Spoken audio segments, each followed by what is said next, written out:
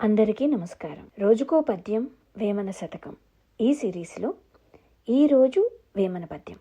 ఎరుక కన్నను సుఖమే లోకమున లేదు, ఎరుక నెరుకనెవనికెరుక లేదు, ఎరుక సాటి ఎరుక ఎరుకయే తత్వంబు విశ్వదాభిరామ వినురవేమ.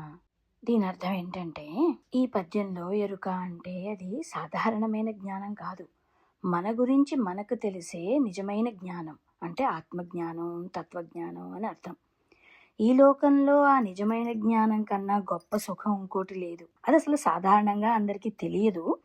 ఆ జ్ఞానం చాలా అరుదైనది, దానికి సాటి మరే జ్ఞానమూ లేదు.